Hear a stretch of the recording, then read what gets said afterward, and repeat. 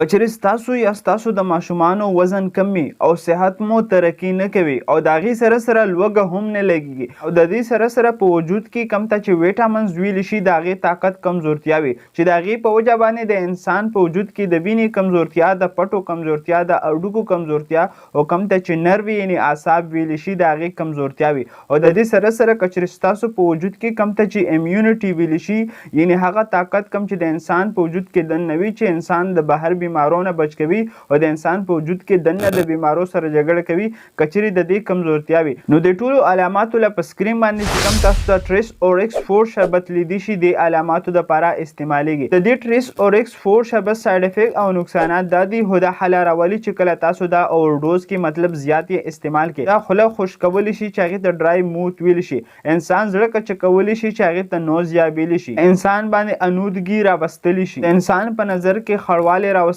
شي چې هغې ته بلر ویژن ویلی شي او په ورکوټي بول کې مسله لږه شان راوستلی شي. خو دا حلاروالي چې دا کله تاسو اوورډوز کې مطلب زیات یې استعمال کې یو ځای باندې او دا ټریس اورکس 4 شربت تاسو په دې علاماتو کې نشي استعمالولی ځکه چې په دې علاماتو کې ممنوع دی کم ته چې په میډیکل کې کنټرا انډیکیشن ویلی شي. کچرې د ماشوم عمر د 2 کالو نه کم یا هغه زنانه چې کم حمل لري یا هغه زنانه چې ماشومانو ته پی ورکوي یا هغه انسان کم چې هغه میډیسن او دوايان استعمالوي چې کم انټي ډیپریسیو او انټي سایکوټیک دي یعنی د ذهن دپاره او د میرګي دپاره کم میډیسن او دوايان چې استعمالوي په دې دوران کې به تاسو دا نه استعمالوي. او د دې سره سره کچرې انسان ته پروسټیټ هایپرټروفي وي یعنی د انسان په مثنه کې کومه غوښه چې دا کچرې هغه ستره شوي وي او یا کچرې انسان ته د بلډ پریشر مسله وي یا د هغه ینه خرابوي نو په دې دوران کې د استعمالولو نه مخکې به خامخا تاسو د ډاکټر نه تپوس کوئ ځکه چې په دې دوران کې استعمالول یې ممنوع دی.